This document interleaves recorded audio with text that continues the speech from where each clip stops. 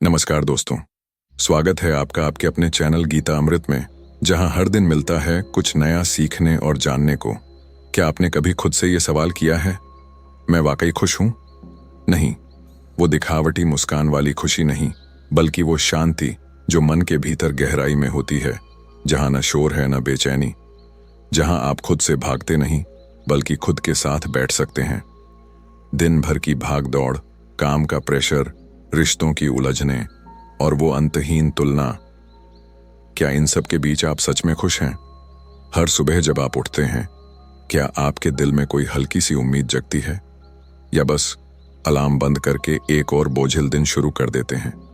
अगर आपका जवाब भी वही है जो करोड़ों लोगों का होता है, नहीं, शायद नहीं, तो आप अकेले नहीं हैं। हम इस दौर में जी रहे हैं जहां तरक्की हर कोने में दिखती है, मोबाइल में हर ऐप, हाथ में हर सुविधा, लेकिन दिल के भीतर एक खालीपन, एक अधूरापन जो भरता ही नहीं। और यही वो मोड़ है जहां से खुशी की तलाश शुरू होती है। दलाई लामा, एक ऐसा नाम जो सिर्फ एक धार्मिक नेता नहीं, बल्कि लाखों लोगों के लिए मानसिक शांति और करुणा का प्रतीक है। और जब उन्होंने डॉक्टर हॉवर्ड कटलर के साथ मिलकर द आर्ट ऑफ हैप्पीनेस लिखा, तो यह किताब एक मिशन बन गई, दुनिया को सिखाने का कि असली खुशी बाहर नहीं, भीतर होती है। पर इसका मतलब क्या है? भीतर की खुशी कहना आसान है, पर जीना कितना कठिन। कल्पना कीजिए, एक इंसान जिसने अपना पूरा जीवन सुविधाओं के लिए संघर्ष किया हो, जो दिन रात मेहनत करता है ताकि वो एक बेहतर घर, एक बढ़िया गाड़ी और एक सिक्योर भविष्य बना सके। और जब वो सब कुछ पा लेता है, तो अचानक एक दिन उसे एहसास होता है कि वो अब भी खुश नहीं है। क्यों? क्योंकि खुशी कोई मंजिल नहीं है, ये कोई इनाम नहीं जो आपको तब मिलेगा जब आप अपने सारे गोल्स अचीव कर लेंगे। यह एक आंतरिक अभ्यास है, एक कला जो धीरे धीरे सीखी जाती है और हर दिन निभाई जाती है। जैसे एक किसान अपनी जमीन को सींचता है, वैसे ही हमें अपने मन को भी सींचना होता है, सकारात्मक सोच, आत्मसंवेदना और करुणा से। आपके जीवन में भी शायद कोई ऐसा समय आया होगा जब आपने सोचा, अगर मुझे वो नौकरी मिल जाए तो मैं खुश हो जाऊंगा, अगर मेरा रिश्ता ठीक हो जाए तो मैं खुश हो जाऊंगा, अगर मुझे लोग सराहें तो मैं खुश हो जाऊंगा। और जब वो सब मिल जाता है, तब क्या होता है? कुछ दिन की खुशी और फिर वही खालीपन। इसीलिए दलाई लामा कहते हैं, the very purpose of our life is to seek happiness. और ये सिर्फ एक दर्शन नहीं है, यह मनुष्य के अस्तित्व की नींव है। पर असली सवाल है, कैसे? खुशी को समझने के लिए हमें अपने विचारों और भावनाओं का अवलोकन करना होगा। हमें देखना होगा कि हमारे दिन का ज्यादातर हिस्सा किस चीज में जा रहा है। क्या हम शिकायत कर रहे हैं, आलोचना कर रहे हैं, या बार बार अपने बीते कल के अफसोस दोहरा रहे हैं? मानव मस्तिष्क की एक स्वाभाविक प्रवृत्ति है नेगेटिव बायस। इसका मतलब है कि हम नेगेटिव चीजों को ज्यादा देर तक पकड़ कर रखते हैं। अगर दिन भर में 10 बातें अच्छी हुईं और एक बुरी, तो रात को हम उसी एक बुरी बात के बारे में सोचते रहते हैं।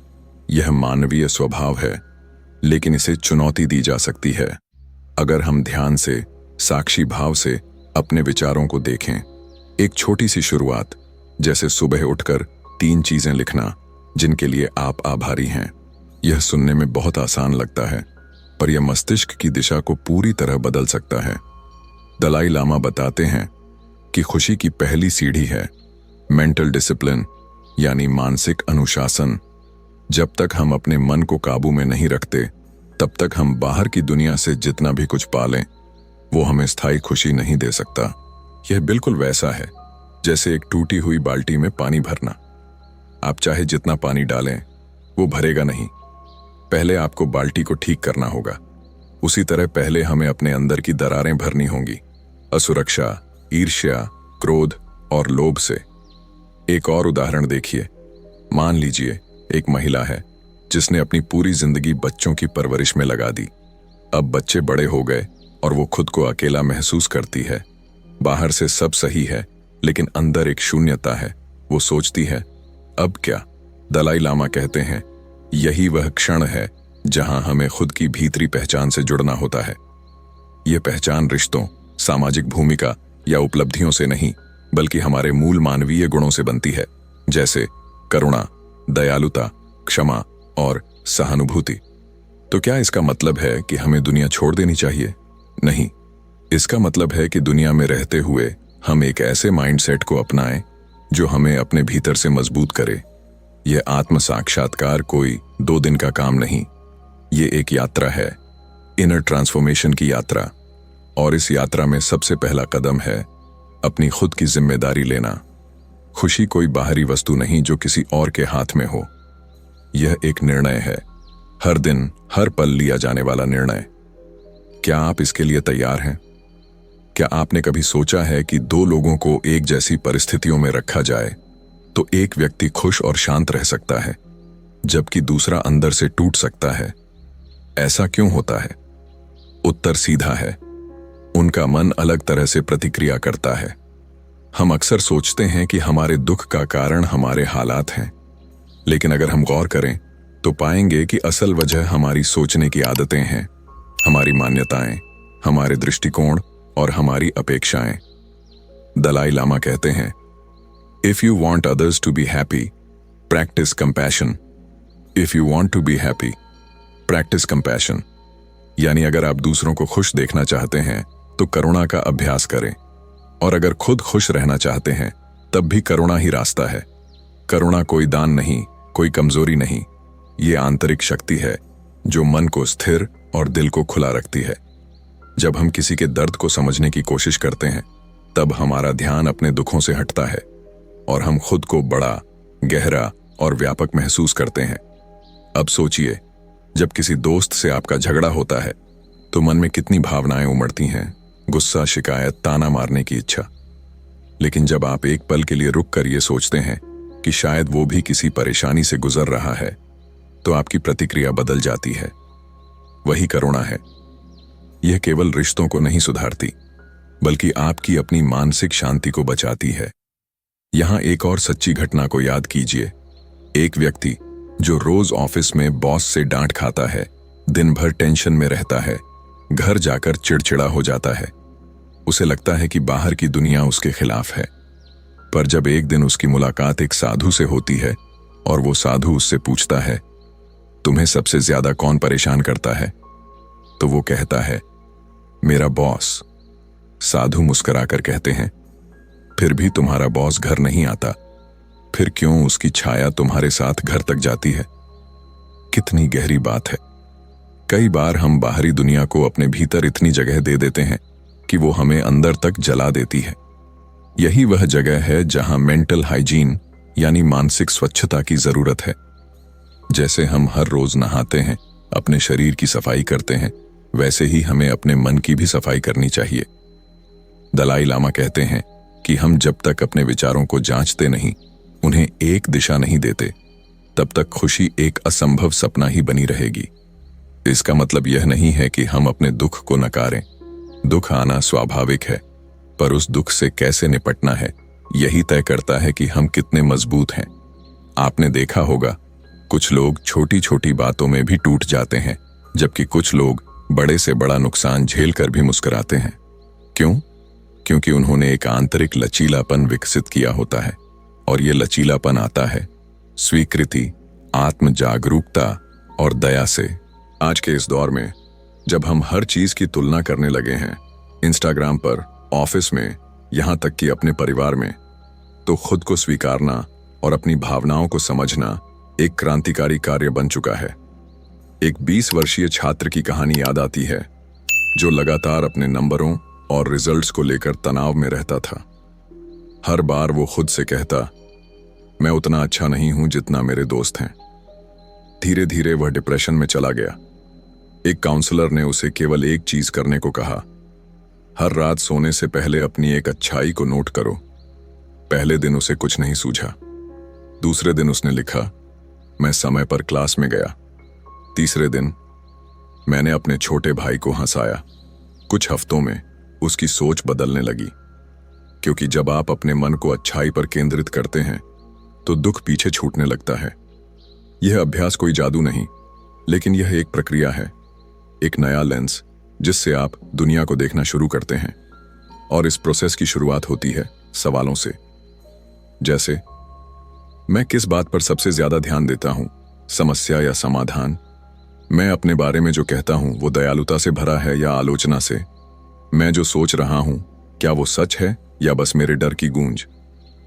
इन सवालों के जवाब आसान नहीं होंगे, लेकिन ये सवाल खुद में बदलाव की शुरुआत है।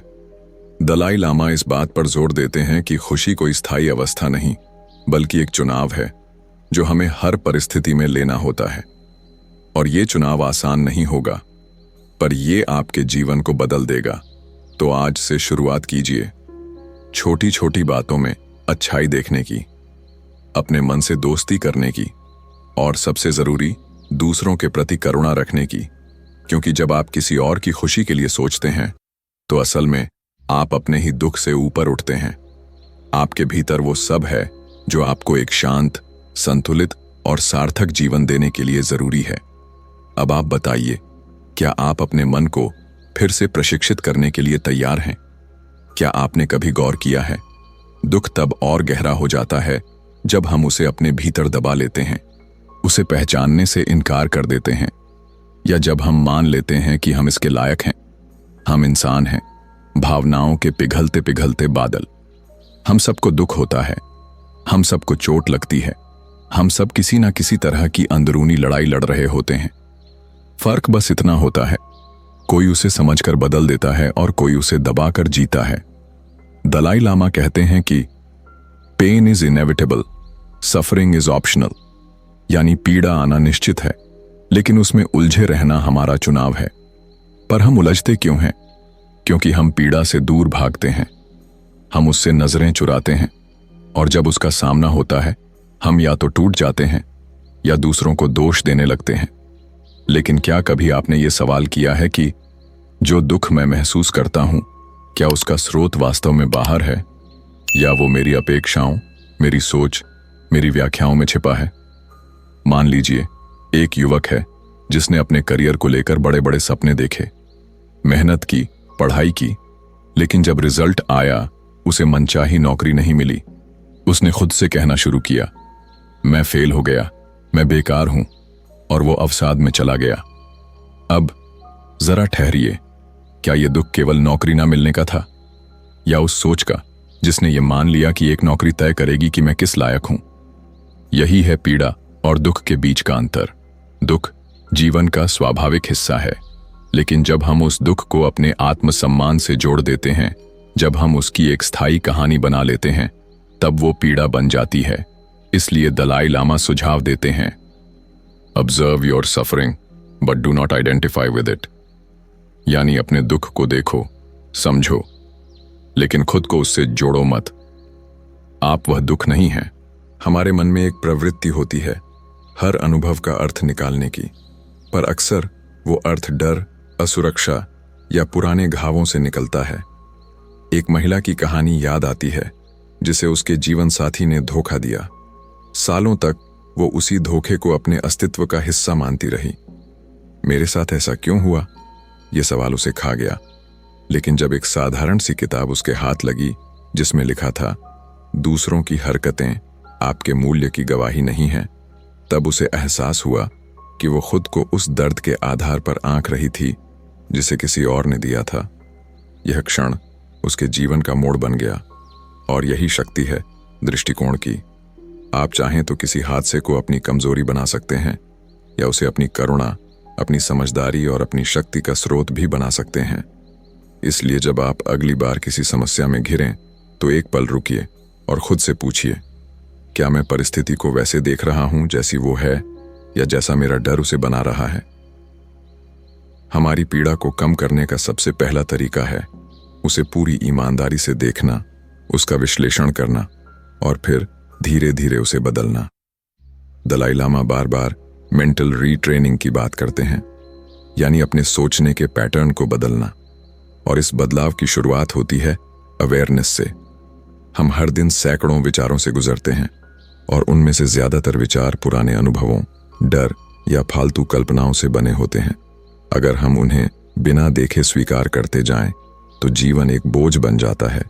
लेकिन अगर हम सच में ये जानना शुरू करें कि मैं क्या सोच रहा हूं और क्यों सोच रहा हूं, तब धीरे धीरे हम अपनी सोच के मालिक बनने लगते हैं।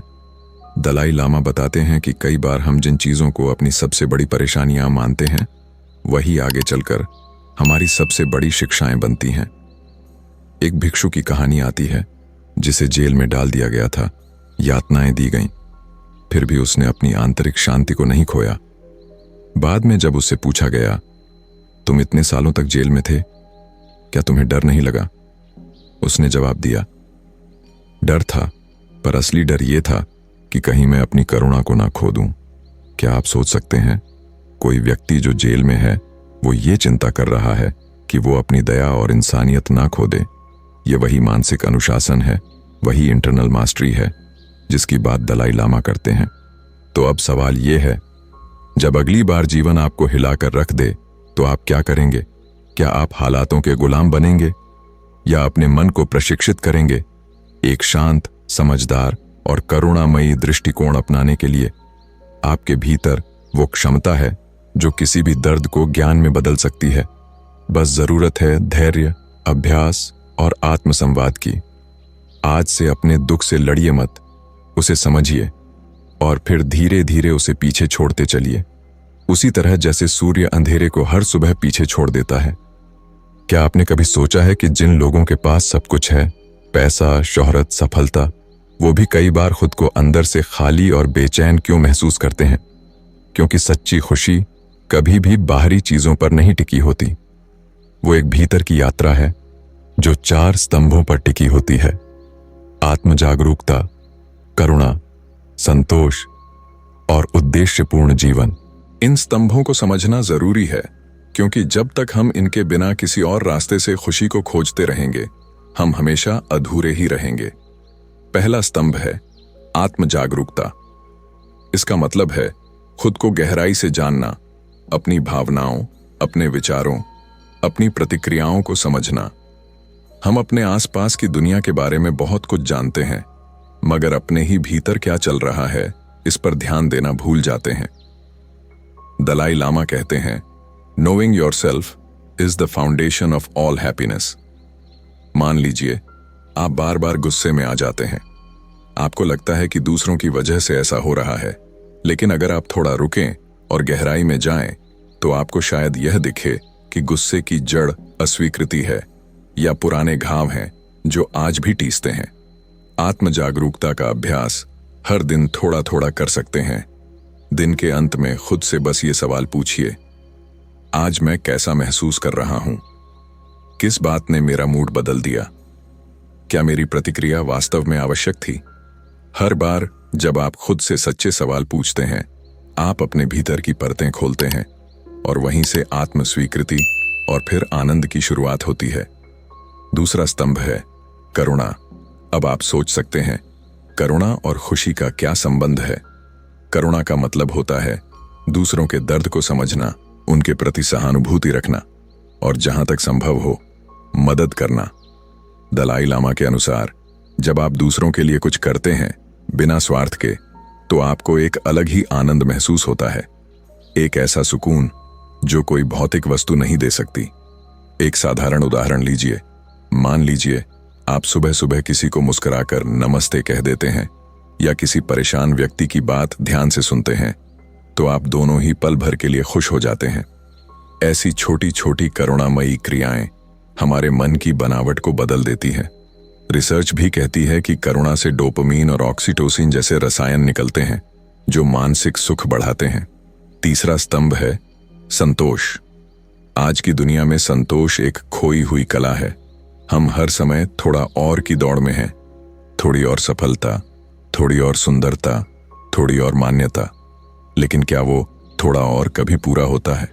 आपने देखा होगा, कुछ लोग बेहद साधारण जीवन में भी खुश रहते हैं और कुछ करोड़ों कमाकर भी दुखी रहते हैं, क्योंकि संतोष बाहरी उपलब्धि से नहीं आता, वो भीतर की स्वीकृति से आता है। संतोष का मतलब यह नहीं कि आप प्रयास ना करें, इसका मतलब है कि आप इस क्षण को स्वीकारें और खुद को अधूरा मानकर नहीं, बल्कि पूर्ण मानकर आगे बढ़ें। हर दिन आप खुद से कह सकते हैं, मेरे पास जो है, क्या मैं उसे देख पा रहा हूं? क्या मैं खुद को एक अधूरे इंसान की तरह देखता हूं या एक यात्री की तरह जो सीख रहा है? एक किसान की कहानी याद आती है जो अपने छोटे खेत में हर दिन मेहनत करता था और जब शाम को घर लौटता तो मुस्कुराकर कहता, आज भी दिन अच्छा था। किसी ने पूछा, तुम्हारे पास तो कुछ नहीं है, तुम इतना खुश कैसे रहते हो? उसने जवाब दिया, मेरे पास खुद की मेहनत है और जो भी मिलता है उसमें मेरा मन लग जाता है, बस इतनी ही खुशी काफी है। और फिर आता है चौथा स्तंभ, उद्देश्यपूर्ण जीवन। जब आप जानते हैं कि आप क्यों जी रहे हैं, तब जीवन में एक अलग ऊर्जा आती है। दलाई लामा कहते हैं कि अगर आप हर दिन दूसरों की भलाई के लिए कुछ करें तो वही आपका उद्देश्य बन सकता है। उद्देश्य कोई बहुत बड़ी चीज नहीं होती, वो इस बात में भी हो सकता है कि आप अपने बच्चों को प्यार से पालें, अपने दोस्तों को सही समय पर सुनें या अपने समुदाय में थोड़ी सी मदद करें। जब आप जीवन को सिर्फ मुझे क्या मिल रहा है से नहीं, बल्कि मैं क्या दे सकता हूं से देखना शुरू करते हैं, तो खुशी खुद चलकर आपके पास आती है। इस उद्देश्य की रोशनी में आप कठिनाइयों को भी सहन कर पाते हैं, क्योंकि आप जानते हैं कि आप किसी बड़े कारण का हिस्सा हैं। अब सोचिए, क्या आप इन 4 स्तंभों को हर दिन थोड़ा थोड़ा अभ्यास कर सकते हैं? क्या आप आज से थोड़ा और सच के साथ जी सकते हैं, थोड़ा और दयालु हो सकते हैं, थोड़ा और संतुष्ट रह सकते हैं और थोड़ा और उद्देश्य से भरे जीवन की ओर बढ़ सकते हैं? हर छोटा कदम एक नई दिशा में ले जाता है और यही छोटे छोटे कदम मिलकर आर्ट ऑफ हैप्पीनेस को जीवन में उतारते हैं। क्या आपने कभी गौर किया है कि दिन का मूड आपकी सोच से तय होता है, ना कि हालातों से? सोचिए, एक ही बारिश 2 लोगों पर गिरती है, मगर एक मुस्कुराता है और कहता है, क्या खूब मौसम है, और दूसरा झुंझलाता है, फिर भीग गया, अब सारा काम खराब हो गया। अब सवाल यह है, क्या फर्क बारिश में था? नहीं, फर्क था दृष्टिकोण में। दलाई लामा कहते हैं कि हमारे जीवन का सबसे बड़ा भाग्य हमारे विचारों पर नियंत्रण पाने की क्षमता में छुपा है। मगर अफसोस की बात यह है कि हम में से ज्यादातर लोग अपने ही मन के गुलाम बन जाते हैं। हम एक विचार के पीछे भागते हैं, फिर दूसरा आता है, फिर तीसरा, और हम खुद को उन विचारों के हिसाब से बदलते रहते हैं। मानो हमारा मन एक बेलगाम घोड़ा हो जो जहां चाहे भागता है और हम उसके पीछे पीछे दौड़ते जाते हैं। मगर सवाल यह है, क्या आप इस घोड़े को पकड़ना नहीं चाहेंगे? यही है मन की साधना, और इसकी शुरुआत होती है नकारात्मकता को पहचानने और तोड़ने से। नकारात्मक सोच अक्सर चुपचाप आती है। वो किसी सर्प की तरह फुफकारती नहीं, बल्कि धीरे धीरे हमें जकड़ लेती है। आपको लगता है, मैं कभी सफल नहीं हो पाऊंगा, मुझे कोई पसंद नहीं करता, मेरे साथ हमेशा गलत ही होता है। क्या आपने महसूस किया है कि जब आप इन बातों को बार बार सोचते हैं तो वो जैसे सच लगने लगती हैं? क्यों?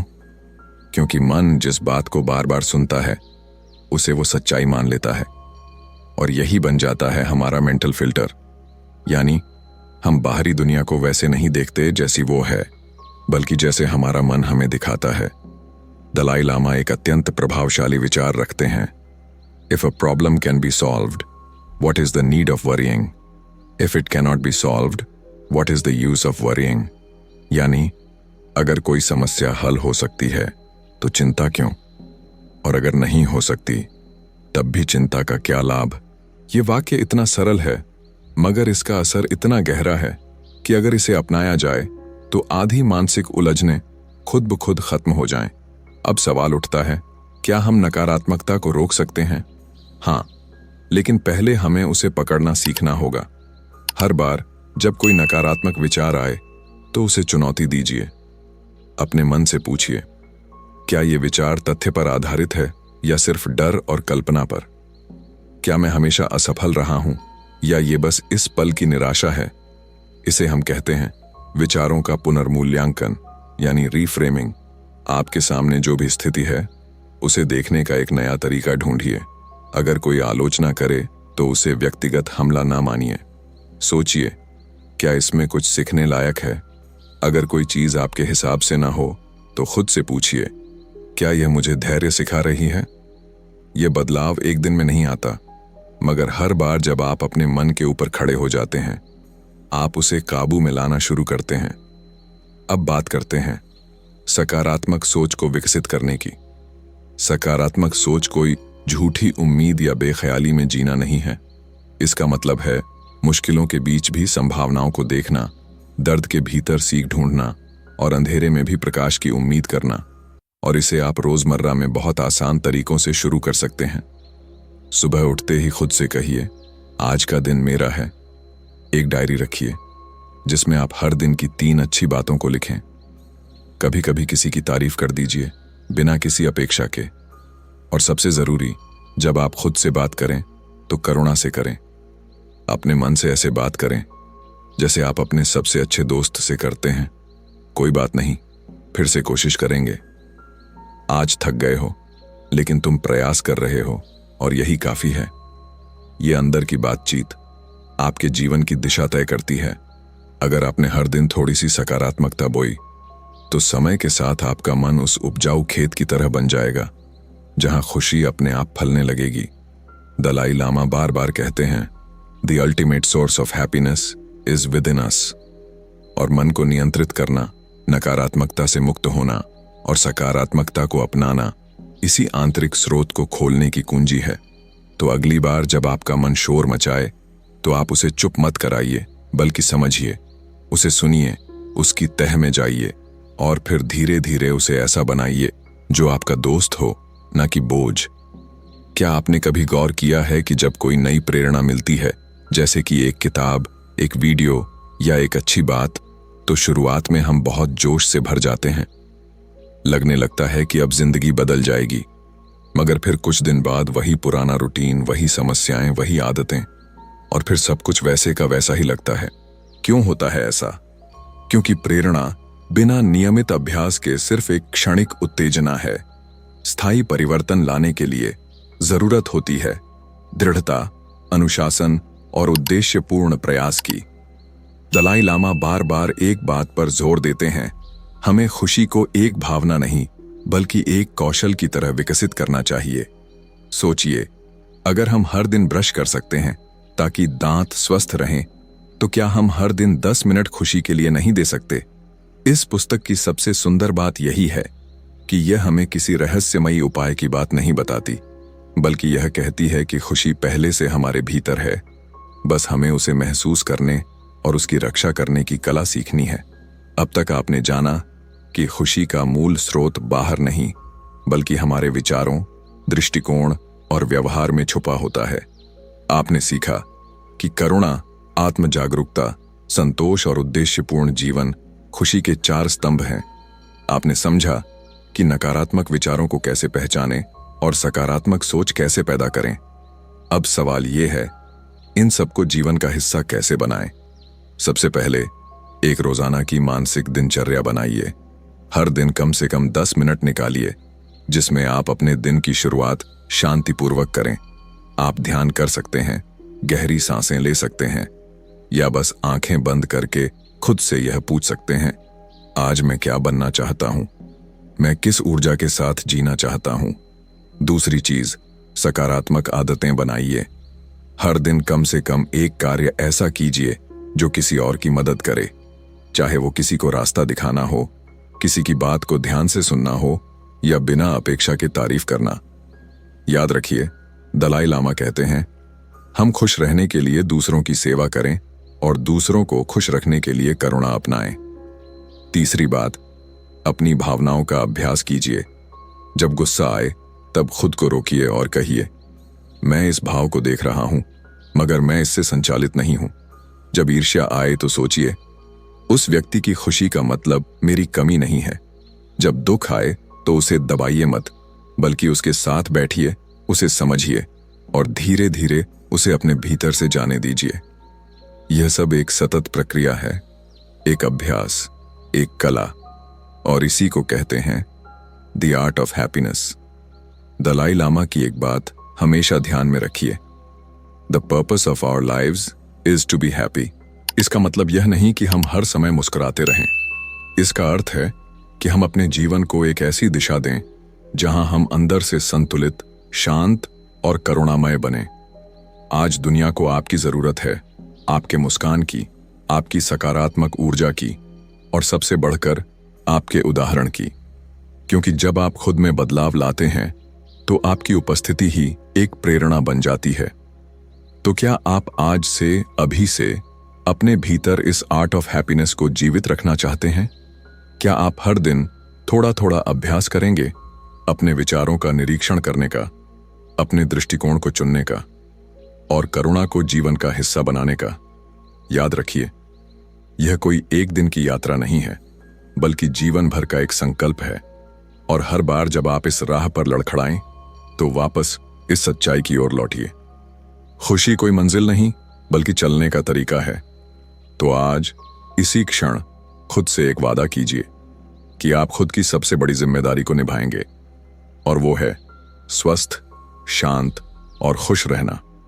अगर आपको इस पूरी ऑडियो बुक श्रृंखला से प्रेरणा मिली है, अगर किसी एक विचार ने भी आपके मन में हलचल मचाई है, तो इसे बस सुनकर मत छोड़िए। उसे अपनी दिनचर्या में शामिल कीजिए, उसे दूसरों के साथ साझा कीजिए और अपने जीवन को एक जीवंत उदाहरण बनाइए द आर्ट ऑफ हैप्पीनेस का। धन्यवाद, और इस सुंदर यात्रा में साथ देने के लिए आपका हार्दिक आभार। अगर आप ऐसी और प्रेरणादायक श्रृंखलाएं सुनना चाहते हैं तो चैनल को सब्सक्राइब करें और अगली यात्रा के लिए तैयार हो जाइए। आपका मुस्कुराता हुआ सशक्त जीवन आपका इंतजार कर रहा है। Thank you for listening.